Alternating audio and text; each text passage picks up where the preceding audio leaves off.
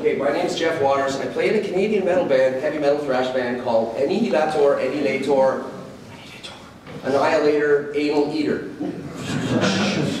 Kids here. And I'm pretty crazy. I had too much German liquid cocaine coffee this morning. I don't drink alcohol, but I drink coffee really badly. And if there's any guitar players here, you're not going to learn anything at all.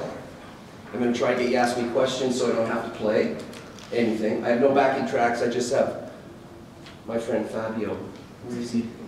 Is he gone? Now you're lost. I know why too. He saw a girl in hall number 10. So I really don't know what I'm doing, but thanks for coming out to this ridiculous thing. It's a nice shirt. Thank you. So,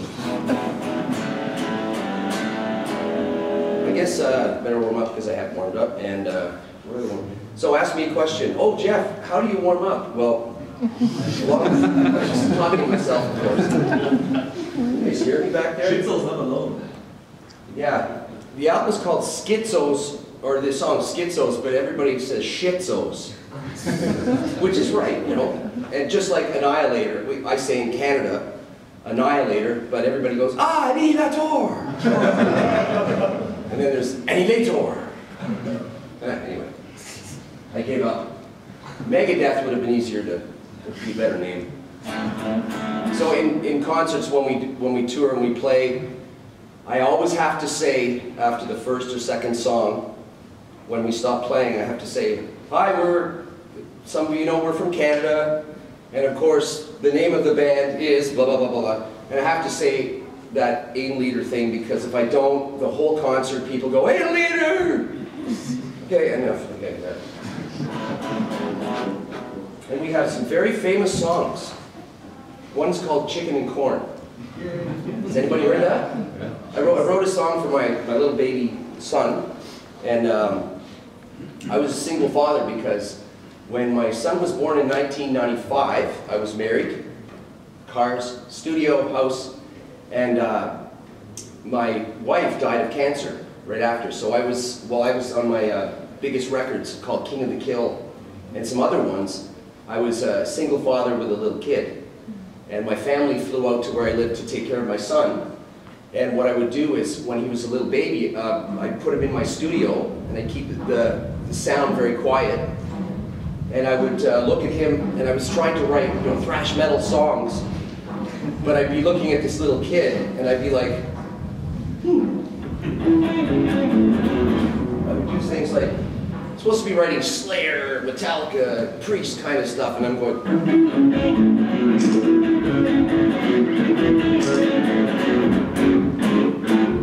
chick, chick, chick, chick, chicken corn, chick, chick, chick, chick. Then I write songs about food and silly things, but my brain is all over the place, as you can see. I'm going to keep going everywhere. So I was lucky about 10, 11 years ago. My tour agent called and said, Jeff, I have some good news for you. We have a tour offer for you in Sofia, Bulgaria, with one of your favorite bands. And I said, whoa, that's awesome. Okay, who is it? Van Halen? No. Slayer? Yes. I was like, Slayer? And he goes, the good news is, they're the headliner, but Annihilator is also the headliner. So I was like, you mean co-headlining? It only happened once. It must have been a mistake. Somebody did something wrong. So I remember that really, really well because I've met the Slayer guys many times before, and especially Gary Holt, who was with Slayer then, freshly new with Slayer. And Gary came to the dressing room and said, Jeff, my guitars didn't get here, so can I use your guitars? And I'm like, charged my phone right away for the photos. So that was really cool, but we were all very nervous because everybody knows that if you play after Slayer, you're fucked. If you play before Slayer, people will usually be like, Slayer, Slayer. So my singer at the time, Dave Patton, before the show, and I were talking, and I said, I was a little sweating and shaking, I said, let's not do the song Chicken and Corn, please. And Dave goes, no, we have to play that. He said, I'm not going to fucking stand on this stage with these people before Slayer with Gary Holt and Kerry King sitting there going like this and go, you know what I've been playing with. Hang on a second. Chick, chick, chick, chick, chicken and corn. I love chicken and corn. Yeah. Anyway, I'm turning red. I'm embarrassed. But I like the color red, by the way. So I am turning red, aren't I? I can feel it in my hand. So he said, no way we're playing Chicken and Corn. So we go on stage, we're going, Alice in Hell, and Schmear from Destruction came up and played Alice in Hell with us and sang. We played a song called King of the Kill, Set the World on Fire, all the sort of popular songs for us. And then the part came up to Chicken and Corn. Paul Bostoff, Tom Array, Kerry King, Gary Holt. And they didn't know what we were going to do. So we started our Chicken and Corn song. And we had 20, 30,000, I don't know how many people were there. The entire crowd was singing, chick, chick, chick, chick, chick. I looked over and Gary Holt went. It was the best, one of the best experiences ever. So, how do I warm up? Okay, I'm not even going to touch my guitar. Thank you for asking the question, whoever he asked the question. Way back when I was a kid in Ottawa, teenager, my favorite guitar player was and still is Eddie Van Halen. And there was no internet, of course, and when us guitar players and bass players, keyboard players, drummers, everybody would line up in bookstores and magazine shops to buy the new magazine like Guitar Player or Guitar World. Whenever there was an interview with Eddie Van Halen, the whole world lined up to buy the magazines because he was the most, he actually was. I know there's Page and Hendrix and that, but for the masses, he was the most sort of public, most influential guitar player. So people would line up at bookstores at 6, 7 o'clock in the morning to buy magazines with his interview. He didn't do very many interviews, so back in the early 80s, I skipped, I didn't go to school that morning. I waited in lineup to get the magazine because the magazine said, in the previous magazine it said, Eddie Van Halen, next issue, is going to teach you tell you all the secrets about the sound and the warm-up. And I thought, that's what I need to know. I need to know, how does he warm up? Like, that was my main thing. So I waited in line, skipped school, finally got the magazine about 9:30 in the morning. I came out with my magazine, and I sat outside at a bus stop, and I read through skipped through everything to find the warm-up. And it was 2 sentences. It said, when I'm in the dressing room, rehearsing or warming up for stadiums or clubs or whatever, or if I'm in the studio, I play AC/DC. I was like, what the fuck? That was the entire reason to skip school and wait in the line. So that's what I sort of just do that. I just play like, I'll go. You know that song? Anyone?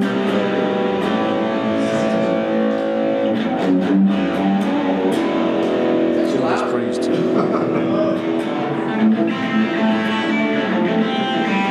Yeah. Anybody got the new Priest album? It's awesome, right? Yeah, it's amazing. I taught them everything they knew. No. That was good for us. Judas Priest was a big influence on my life with music, but also they took us out on tour. Some of you know this that know me, because I always talk about it because it's one of the biggest things I've ever done. Is 1990 they had that great album Painkiller, and that was probably the biggest touring they ever did and the biggest tour for sure. And to me was a real good sign of how an older band can put out 13 records, and all of a sudden the 14th record becomes the 14th record becomes this groundbreaking, new, gigantic, amazing record. And also taught me something that Glenn Tipton, one of the guitar players, they got Scott Travis, drummer, on Painkiller, and everybody knows the big famous drum intro. But it was really cool to find out that a guitar player like Glenn Tipton, who has his own style and is a legend, and he plays rhythm guitar, lead guitar, and writes songs like nobody else. As a guitarist, he changed everything about his lead guitar playing when Scott Travis joined the band.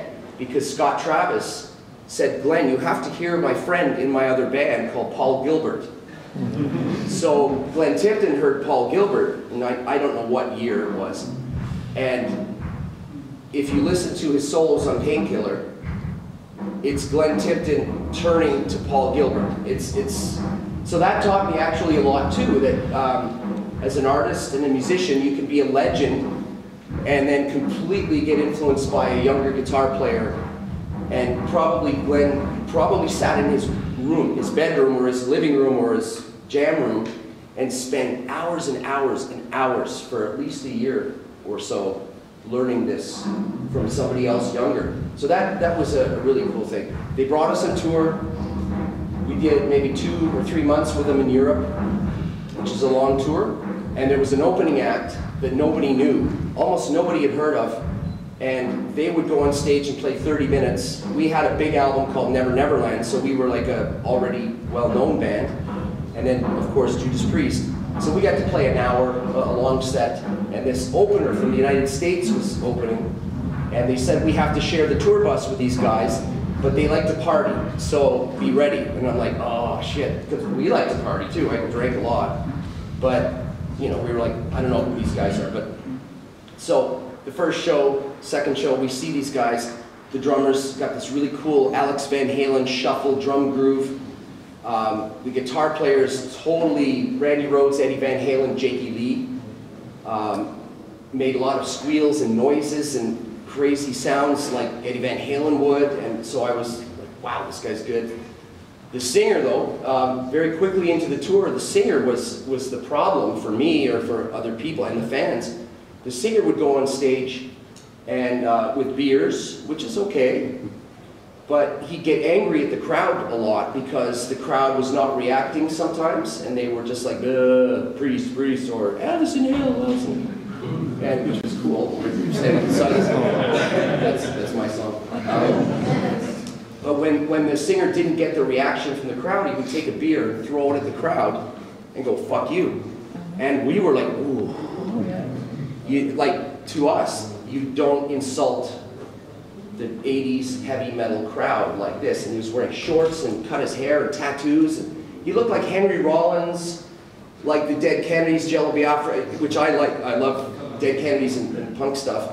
But he just didn't do that. So Annihilator, Annihilator, we would be on the bus or in our dressing room going, wow, these guys are so talented. But man, they're not going to get anywhere, nowhere. And then a year later, a few months in, they got kicked off the tour because they'd walk off stage after 5 songs if they didn't like the crowd reaction. And then we would go, oh, that's so bad. And we'd walk on stage and go, don't worry, we're here to save you all. 1 year later, Pantera became one of the biggest bands in the world. So I learned, it doesn't, and they were great, they were amazing band. We knew this, and we liked the songs, and we knew the songs right away. When they played them the next night and the next night, it was like, fuck, these are good songs. But they're never gonna get anywhere because of that attitude. So I learned something very important. It doesn't matter if it's in a little bar, a little club. It doesn't matter who it is. As a musician and business weirdo, you never judge anyone. Because everybody was wrong. The only person that was right was Rob Halford. He's the only person on that whole tour, including the other guys at Judas Priest, who saw what Pantera was going to become. And he brought Pantera on the tour, and Glenn Tipton brought Annihilator on the tour. So anyway, that was really cool. They became the biggest band in the world. I went into rehab, got kicked out of my apartment, my girlfriend, and lost my record deal right after the tour. So anyway, it's an interesting lesson, right? Amazing. What else? Oh, yeah, good shredding going on here, right? I don't want to waste my batteries. I need them for when I get home. Any other questions, or do I just keep babbling? Yeah. Just the questions. Good, I like questions. Yeah. The last few albums were a lot of samples on the drums, or even over superior? No, it wasn't real drums. Yeah. It was, like you said, it was Metal Foundry, a company called Tune Tracks. Yeah. And a lot of the, especially the faster, let's say from death metal to a lot of the speed metal, a lot of technical stuff is done many different ways. To use a drummer almost always means you have to have a really good drummer, because you just can't be a good drummer live. You have to, the studio is a completely different thing. Then you have to, usually you have to find, if you want good drums, real drums, you have to find a studio and get a deal. And usually for a record, the average time you need is a really good drummer that's very prepared for a month before you go in the studio, and he has to be good. You've got to go in for a week. The minimum is a week, so you need money for the studio, and then every engineer in the studios says, oh yes, I can make drum sounds. But maybe 2% of those engineers know how to make a really good drum sound. So that means you have to pay a lot of money to get that 2% engineer into the studio. So now your whole recording budget for a lot of independent metal bands goes to recording the drum tracks. It's gone. I think, You don't want to hear the answer, you just want to keep talking. I think just a not so good drum track, even if it's real, Yeah. is better than every electronical. Yeah, but if you're doing this like I am for the money, you need to save the money. Yeah, but you care for the music. No, I know exactly what you're saying. And even our drummer Fabio, who's a fantastic drummer, he's a great drummer. He's going to be leaving my band probably, I'm guessing, in a couple of years for a much bigger band. I know this is going to happen. It happens with most of my musicians. So Mike Mangini left my band to join. I think Nuno Betancourt came up and said, I think I knew already what Nuno Betancourt was going to say when he saw Mike Mangini. I was like, I guess Mike's gone. And he was gone right away. But he was going to ask me, which was very professional. But and then, of course, he went on to play with Steve Vai and now Dream Theater. So a lot of musicians, because I hire my musicians, I don't really have a band. It's more of a solo project. But our drummer, for example, even he said, I don't know if I'm ready to go in the studio, but if you see him live, he's amazing. He's amazing. He's got a couple of years to learn more of the studio stuff. Thank you, thank you. Go ahead. How did you find your drummer? He sent a YouTube link to my Facebook account. He said, here's me playing the song Set the World on Fire and another song called No Way Out. And the drummer I had at the time had a baby, a child, which nothing wrong with that. I had a child and I was able to tour and make music my life. But he was more wanting to be at home and not really practicing very much. So I saw this kid that was completely 100% energy and really wanted it. So I made the switch then.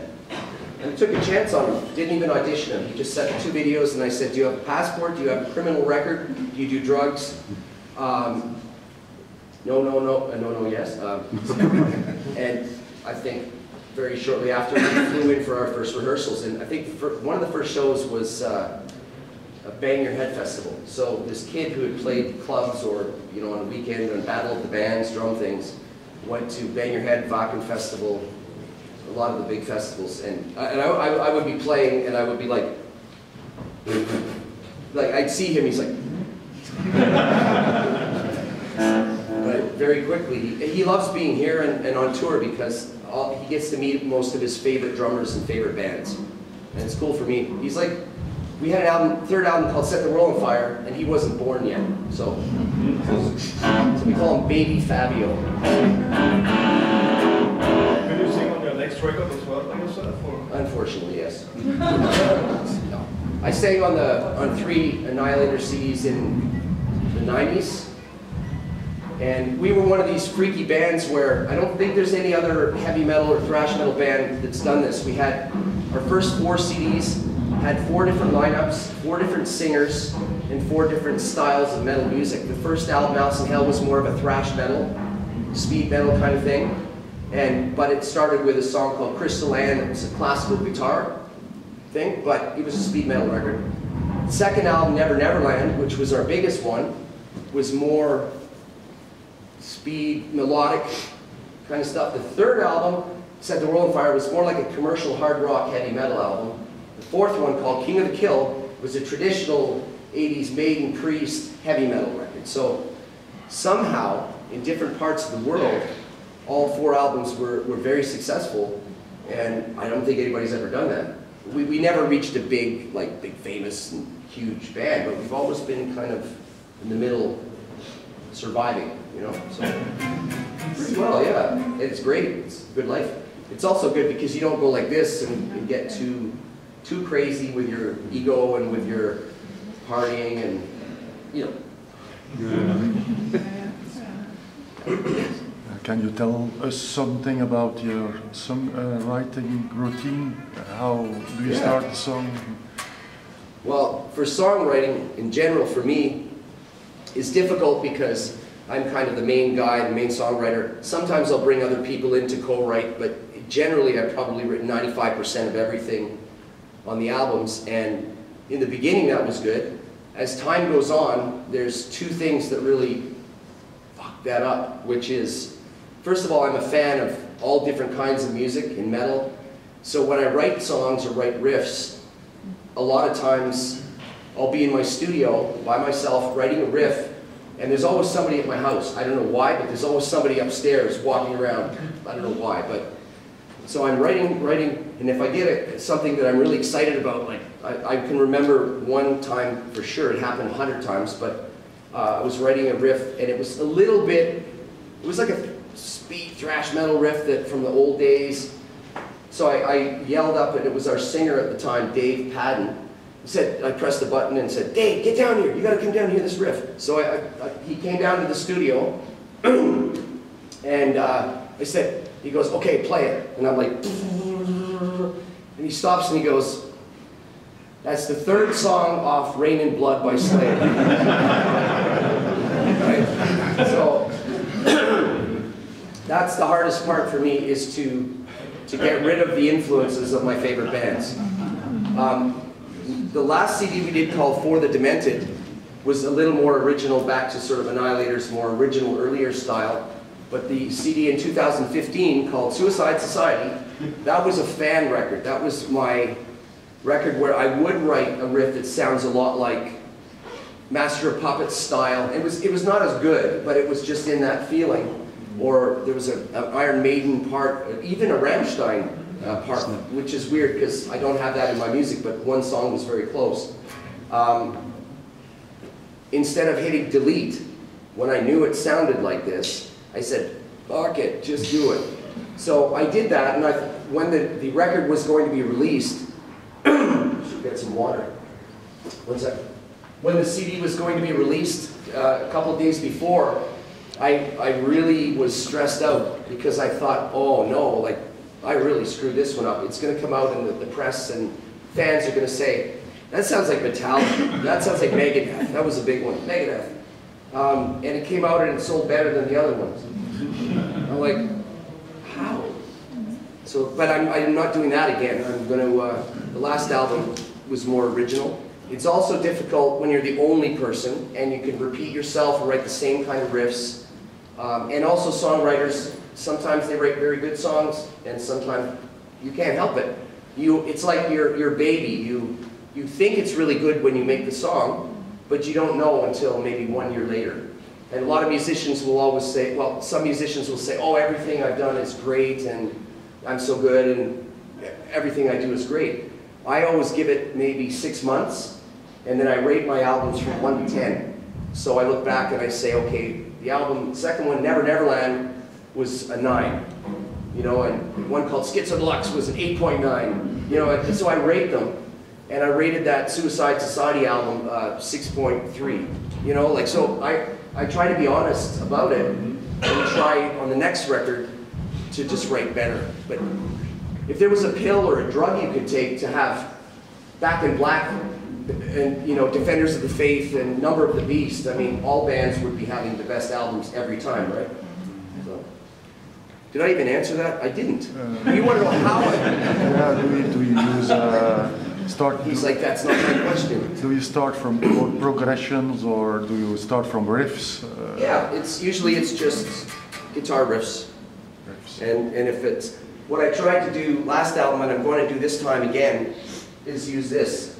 Because I've had a studio for 24 years. And it's easy to go in there and turn the power on and sit there with all this equipment, plug-ins, equipments, guitars, amplifiers, everything.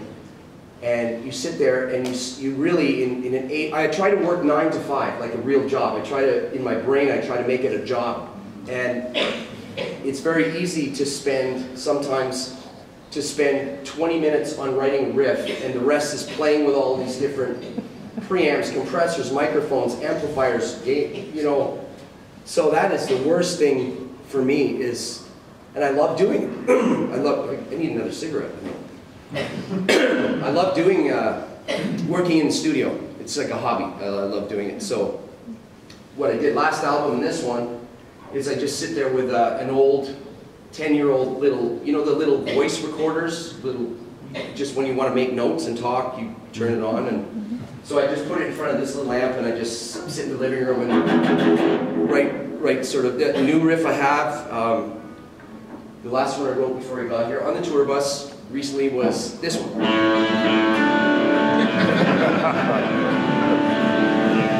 Oh, you like it already?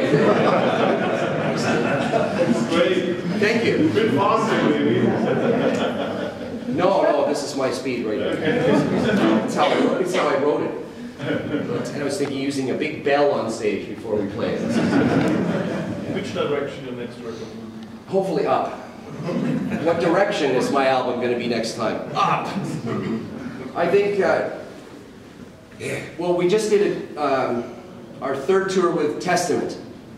And live Testament are fantastic. They have, I guess, when you're standing at the side of the stage or jamming with them in dressing rooms or just hanging out with them, you forget that that's Steve DiGiorgio on bass from Death and from, you know, the things he's done and plays are amazing. You've got Eric, the guitar player, the only not tall guy in Testament. Eric is one of the most underrated rhythm riff writers. His riffs are just amazing, but of course the genius Alex Skolnick is the one that most people know. But I'm an Eric guy. But watching Alex Skolnick and then Gene Hoglan on drums. I mean, what can you say, right? Dark Angel, everything. So, as musicians, when you do a tour like this, and of course, Chuck Berry on vocals. Do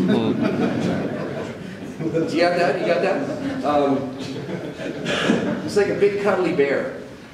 He's a super. Some of you that have met him know this, but he's like, you know, the front man for Testament. He's this tall, and you know, if you see him on stage, he's smiling, looks friendly, but you know he's badass and he could just crush you like a bug. But we've known him since 1989. Our first tour was with Testament in the United States and Canada, and they taught me everything, like how to put on a condom.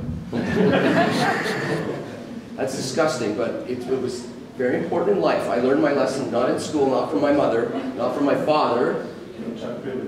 No, Louis Clemente, the drummer.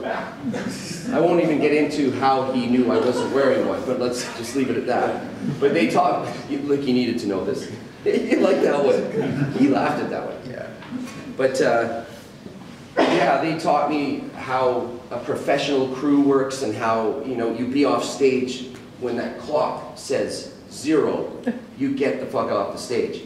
And he taught me how this schedules, and they taught me about a little bit about tour finances and merchandise and things. And another funny story about the first tour with Testament was the first shows with Annihilator, we would go on stage, and in the dressing room, I didn't understand that I should buy a guitar tuner. We didn't have a guitar tech. So we're on this massive Practice What You Preach, Alice in Hell, North American tour for 3 months. And nobody told me that you need a guitar tuner. So what I did in the studio for Alice in Hell was I tuned my guitar by ear. Yeah, that song. I would listen to it and tune to that. Nobody told me in the studio, you need a tuner. They just didn't know. Because they knew our album was Alice in Hell, and the engineer did pop music, so he was scared to tell me, I guess. And so when we went on the first tour with Testament, they had these big racks of equipment, expensive guitar technicians. Everybody had their own tech. They had assistants, they had tour managers, assistant tour managers, lighting assistants, all these crew. We had one person, sound man. So before every show, we would go in our dressing room, and I'd say the bass player and the guitar, give me your guitars. And we didn't have backup guitars. We just had one. So if we broke a string, we would be completely finished the show. So I'd have to run to the dressing room and put the string on. We never broke a string. But before every show, in the dressing room, I would go, and then the other guy would go. This would take 20 minutes. And as soon as you leave the dressing room, the temperature changes. So you're all completely out of tune. So we would go on stage. The first 2 shows with Testament, after the second song,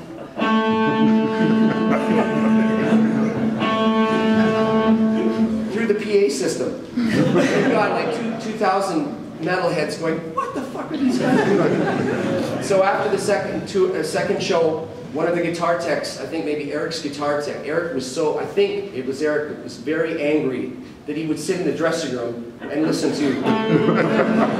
So they gave us our first tuner. And then I sat in the dressing room and I brought it on stage, and once our bass player was out of tune on stage, so we had to stop the show, he had to unplug his cable, and go and plug into my tuner, tune, unplug, and then we start the song. But anyway, so that first Testament tour was fun. What the fuck was I saying? I don't know what I was saying. So we just came back from our 3rd tour with Testament. We did 2 tours in 5 months now, and we're talking about doing some more shows soon. And yeah, I don't even know what I'm talking about yet. Again? Yeah, it's your next record. Oh, sorry, that was first. On your recent album, there was a song called Altering the Author, which I really love, and it's a lot more technical than the rest of the album. Yeah, some people were saying, why don't you do more songs like that? Yeah, I was just asking. I like the easy songs. You know, I'm getting older, and it's just, you sweat too much, and it's... No, I think... more on next yes, album. I think that's what's going to happen, yeah. Because you put a record out, and, you know, again, we're not a huge band, but we do pretty well, and we talk to our fans on Facebook. I'm on Facebook all the time, and I talk to people at shows all the time. And musicians that I know in other bands, they always say the same thing. They say, why don't you do more songs like this? So I think I'm going to do that. Yeah, a little more technical and crazy stuff. Playing this song tonight, maybe? Here? Yeah. No, I do the easy ones. Like, seriously, I can Set the World on Fire. You ready for this? Nice. Guitar players, watch this. This is called Set the World on Fire. You'll learn a lot from this. Ready?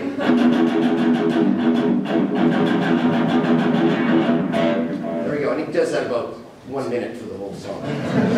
But that's another thing is when I made the switch as a young teenager from heavy metal, which was Scorpions, Loudness, Kiss, AC/DC, Van Halen, those bands, Iron Maiden, Judas Priest, Black Sabbath, Ozzy Osbourne. Then a friend of mine came over and said, hey, you have to check out this new album. It's awesome. It was early 80s, I think. And he brought this cover in, and it had like goats' heads and crosses upside down or something, satanic stuff. I'd never seen that stuff before. And I go, who's this? Holy shit, look at this. What do they sound like? Who is it? Venom. And as soon as I heard Venom, something happened. Then the same day or the next day, he brought me Haunting the Chapel by Slayer. It was an EP. And I saw that cover, Show No Mercy, and all these horrible covers. I asked to borrow the records, and my mother threw them out.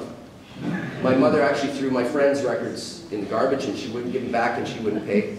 If you bring that filth in the house, you know. Now my mother flies to the shows and watches the shows, and she tells everybody on her Facebook page how proud she is of her son.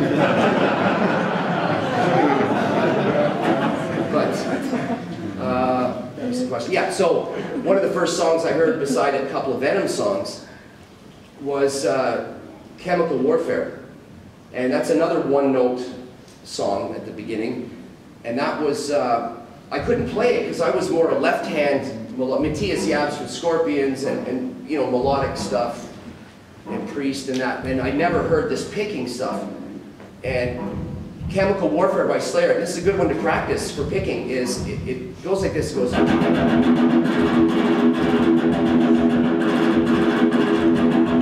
you even hear that back there? The power of Black Star. So that riff goes, it goes for a minute or 2 minutes, and then the band builds, Dave Lombardo comes in with his drums. And I couldn't play that. I could play some cool solos, but I couldn't, how do you pick like this? So I literally spent a year after hearing that record in my room, no girlfriends, no cigarettes, no beer, just me alone in my bedroom with my right hand, going, right, and then a year later, right, and then fast, I won't do the fast one in case I make a mistake, but then I just went faster and faster for that. And that's, I don't even know where I was going with that. I have no idea, but Set the World on Fire. That's kind of the same thing, but a lazy Jeff Waters. It's a good one to play in a festival, because even if you don't know the song, your head goes like this and people like it. Thank you very much. Thank you. But that song actually was, I should have been sued for that, because in 1992 there was a video game by Nintendo, I think it was Nintendo, Super Mario 3. And I had quit, I made my first try to quit drinking alcohol, because this was right after the Pantera Judas Priest tour. And when I came back from that tour, I realized I was a full-blown alcoholic. So I quit. I quit that first time. I quit 2 times. I haven't had a drink in almost 20 years. I'm coming up to 20 years now without any alcohol. So it's like, yeah, 1 clap. Thank you. Now you're my best friend. Yeah. So, well, thank you. What was I going to say though? So I was trying to withdraw from alcohol. I didn't know what withdrawal was, but I knew I was feeling like shit, and I was shaking, and my heart was flying, and I thought, oh wow, I'm really stressed out. I better buy a video game. So I went and I bought a video game, and I would eat 6 or 12 donuts, raspberry donuts every day. I gained about 40 pounds. Because I didn't understand what was happening, because I was going through withdrawal. For 4 years, I drank an average of 13 or 14 to 20 double rum and cokes every single night. So the rum is bad enough, but imagine drinking really bottles of Coca-Cola every night, plus the alcohol. So my stomach was destroyed at that point. So I quit. I realized, wow, I have to stop this. And I got through it by playing Super Mario 3 for 2 months when it came out. And back then, without the internet, you could, when you get to a level, I was doing this 15 hours a day. I was playing, and then I was so tired I'd just sleep and wake up, have breakfast and donuts, and play. So there was a telephone line you could call in Seattle, Washington, where Nintendo was based, for $2 a minute, and they would help you get through the level. So, all by myself, playing Nintendo for 2 months, eating donuts, getting really fat. And at the end, the last level of Super Mario 3, there's one little section of that one level that goes. I changed one little tuk-tuk. That was it. You can't sue me now, it's too late. But so that, yeah, that was a complete ripped-off thing. So Super Mario 3 made that riff. And that was our 3rd album. That was the first song, first video, and it was the #4 album in Japan. Thanks to Nintendo. Yeah. Okay, questions? Yep. Oh, yes! Yes? Jeff, tell us something please about your new guitar effect. Effect? The processor, however it's called. Line 6? Are you Yes, it's mine. I own the company. Are you all the time? Yeah, well, yeah, it's not here, is it? Over the years, you know, in the older days, I'd have JCM 800s, and the other guitar player would have JCM 800 Marshall amplifiers. So we need 4 of them, 1 for a backup. So to fly that from and I wasn't taking care of business. A manager did this, so I didn't care about money. I said, I don't care what it costs. You have to send our amplifiers. So at the end of one of the tours for Never Neverland, I said, well, you know, I have no money. They gave me an allowance. Roadrunner Records and manager gave me 2,000 Canadian dollars, about like 1,300 euro or something every month, and I was rich. That was like, I was set for life for that money because I had a little one-bedroom apartment and I didn't eat much food. Actually, strippers bought me beer, so that was cool. I didn't have to pay for money, and cigarettes. Did I just say that? Strippers bought me beer and cigarettes, okay? Because they like musicians. So anyway, it was a long time ago in my youth. So what the hell was it? Yeah, so at the end of one of the big tours, I noticed there was so many shirts, and I didn't know how much money was coming in. I knew nothing about the business whatsoever. And I said, could I get a little more, like maybe $2,300? No, you can't. He showed me some paperwork, and for the festivals and the tour we just did, it cost $12,000 US to fly those fucking amplifiers around the world. 12,000. So from then on, no, I kept drinking for a few more years and didn't care about it. But then I quit drinking December 31st, 1999 for good. And I had a lot of time on my hands, I know this, I'm going to answer that question. I had a lot of time to do a lot of things, because what do you do when you spend your nights drinking? What do you do when you're not? And in the daytime, you would sleep, you know, you'd feel kind of sick, and now I had the day and night to do something. I went to the manager's office and I saw a piece of paper that said that for one of our tours we just did, he received $85,000 US just as an advance for t-shirts for the new tour coming up. And I was like, wait a minute, that's $100,000 in Canadian money, which is a lot of money. And where is that money going? And that was the beginning of me sobering up, firing my manager, getting rid of all the record publisher, everything. I got rid of everything because that's when I woke up and said, publisher, merchandiser, manager, everybody's ripping me off. So I was lucky that I got out of all those deals. Most bands are finished when they sign those deals. So from then on, my whole goal in this was to run it like a business and learn about the business. I had no schooling, no real education. But when I had lots of time, I spent all my time learning about the business. Not to make money and have fancy cars, which I have, but that's not why I did it. It was because I wanted to be able to, you know, if I'm working hard at something, why is everybody else getting the money, right? And then it happens to all my friends' bands. They were all signed to bad record deals and they all had no money, but they were famous. So I was always about working, hopefully working with honest people and companies. And because 95% of them are not honest, they are there to make money for themselves, and they can give the artist money so they get drunk or do coke or smoke or whatever they do. Keep them busy, yeah, here's some money, go on tour for 2 years. Keep pushing them out there. Meanwhile, they're making the money off you. And I was shocked at that. So ever since then, I've been trying to find ways to save money and make money. And one of the ways to save money was not spend $12,000 US shipping Marshall amplifiers around the world. Eventually, over the decades, it went to Hughes & Kettner core blade amplifiers, which were computer and tube amps, but they had built-in effects pedals like reverb, delay, all these effect things. And because of that, you didn't have to carry around racks of equipment, all this, you know, effects in another box and pay more money. Then Hughes & Kettner made an amplifier this big called Grandmeister. And that was the same thing but smaller. And now we can put our amplifiers in suitcases. But it still cost me an extra €1,000 to have the extra suitcases for me and the guitar player. It went so far as to when Line 6 came out with the Helix, which is, they have different types, but the Helix Lt is a little floorboard, just a little pedal board. You can pick it up with one hand, and you don't need anything, nothing. And it's so light that what I do is I make my guitar tech put my backup one in his suitcase and wrap clothes around it. And I put mine in my suitcase and I wrap my clothes around it. and it costs zero. So you imagine going for 12,000.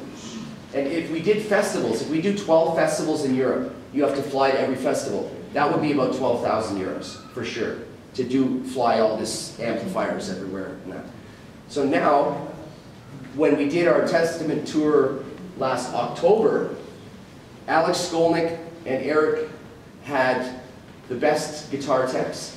They had all these Kemper amplifiers, backup Kemper amplifiers, big racks of equipment, fancy MIDI pedal boards, just everything you could dream about as a guitarist. And we all flew into Gothenburg, I think it was, and hung out, partied, had dinner. We get to the show. All right, Annihilator, you sound check. Take as long as you need. They're really cool. Do your sound check. So Alex and Eric were like, hey, Waters, what guitar rigs are you using on this tour? And I said, I'll show you. Hang on. So we're about to sound check. And I said, hang on a second. And my guitar tech, Andrew, he said, Andrew, you want to hook up the rig here? I want to show Alex and Eric. And he comes out with one hand, puts it on the floor, 2 cables. One goes into my guitar, or wireless, my wireless pedal, and one goes into the Helix, and it goes right to the PA system and the monitors. And Eric, and the 2 guitar techs, Eric and Alex, are going, where the fuck is your amplifier and your speaker cabinet? There was nothing. There's a drum kit. Poor little Fabio's waiting to play. And there's nothing there. And because, you know those the backdrops on the sides? You don't put those up for sound check. You put them up just before the show. So if you take those away, there's nothing except poor little Fabio and his drum kit, right? I hope he's not here. I love you, Fabio. So Alex Skolnick and the techs were like, what the fuck are you doing? This is cool. So we plug in, and I did this on purpose. Our sound man is also the sound man for Behemoth, Polish band Behemoth. Great band, great sound man. And we worked this out before the tour, that let's go in there, put the little boxes on the floor for the bass player, me, and the other guitarist. We all used the same little Helix. Let's go in there, plug in, and do our sound check in 6 minutes. They said we had 1 hour and a half to sound check. So let's do it in 6 minutes. 2 minutes, 2 minutes, 2 minutes to check, each of us. Plugged in, less than 2 minutes each. Bam, bam, bam. Sound man goes, okay, Jeff, that's good, thank you. Aaron, that's good. Rich, bass player, thanks, Rich, that's good. All right, high five, thank you, we're ready. So we walked off the stage and you see all these guys going, because they had to ship a container from from California, this massive container of equipment. And in that container were huge racks of guitar processors and Kempers and all these systems. And I was doing this because we always go back and forth and make jokes with Testament, and they make jokes of us, which is very easy. You know, my hair and my songs and the name of the band. So what happened after that? We watched Testament soundcheck, and it took 2 hours for Eric and Alex and their techs to try to get their Kempers to sound. I guess they were working on their guitar sound.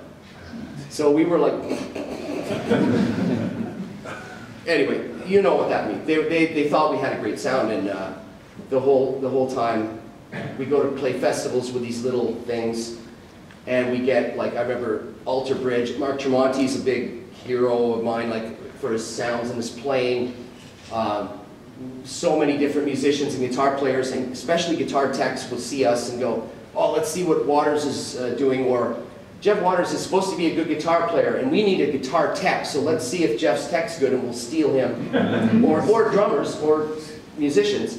So a lot of these famous musicians and techs would come up to see us play it, and they would do the same thing as Testament did. They go, what the fuck is he using? There's nothing here. Do you use in-ear monitors? No. Nothing. Anyway, so we would always, and our sound's pretty good live, like our guitar sounds pretty good. So we're changing the industry, band by band. With Testament, with jokes, the joke was, Chuck, I think it was Chuck called me up, or I talked to him, I saw him somewhere at a show or a festival, and Eric too. Eric was a big help to get us on that tour. But Chuck said, hey, Jeff, you ready for the Testicle Annihilator tour? And I'm like, Chuck, you never joke about your band.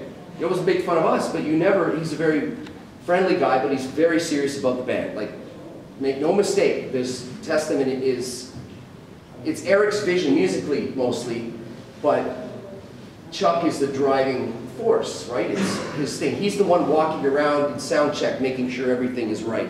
And he's doing the business with his wife. So I couldn't believe he said Testicle Annihilator tour. So at the end of the first tour, in November or December, we played the last show in Holland. And we went on stage and people were, I lost my voice in the very last couple of last songs of the last show. It just stopped because I was smoking too much. And when you think, oh, we only have 3 more shows, then you start like staying up and yelling and not going to sleep very much and whatever. So we're playing and everything, and my voice starts going really quickly, but people were laughing for many songs. They were just laughing, and I'm like, what's going on? Is it my hair, or is it just something going on? Do I have something in my nose hanging out, or something gross? And then I looked around and it said Annihilator on our backdrop. So we did the show as Annihilator. The last tour we did, we finished last week.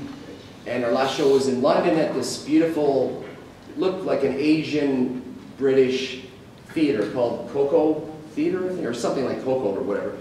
Beautiful place, sold out. Did I say sold out? Yeah, okay, anyway. What we did was we took our backdrop and flipped it around, and on the back, it's, we put black, it was a white, just nothing but white on the back. For the last show, Testament does this thing where they have a big backdrop, and then at one point, 2 roadies run in with a rope. Ready? And then they counting, and all of a sudden, they pull the rope, and the big backdrop falls down, and there's a big Testament logo. We put Testicle on our backdrop, put it up there, so when they went, Testicle was up there.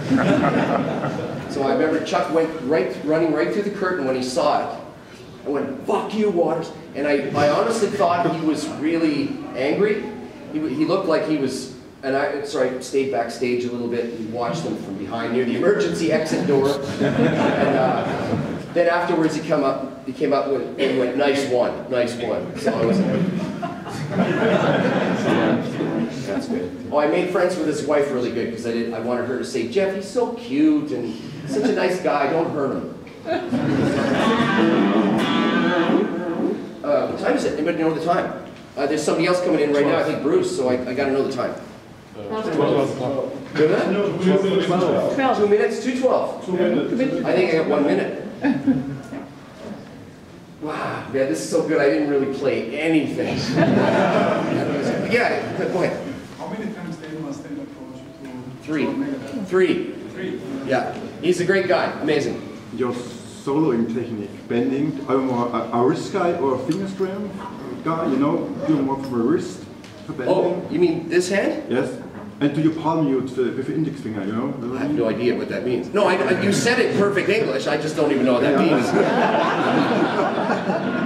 Basically, this isn't going to answer your question, but I have to go because this awesome guy, Bruce, is coming in here right now. For my lead technique, this is the last thing. My lead technique is very simple. I took next generation blues, like the first guys were like B.B. King, Chuck Berry, and but I went for the other guys, Angus Young, who I think is one of the best blues solo players ever in history, and he's very underrated for that. I would take blues licks and go like this. This is what I would hear, like something like this. I'd hear.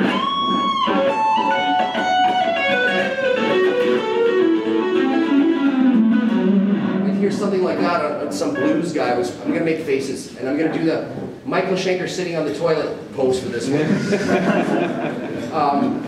Which I got to play with him, it was awesome. Not on the toilet. On a boat cruise, playing an AC/DC song. So I would take that lick, and I would just sit there in my room with my right hand for years and go. Anyway, that's my lead technique. I steal Angus Young and blues licks, do it fast, you have no idea, you think it's original, and you buy my records. Thank you!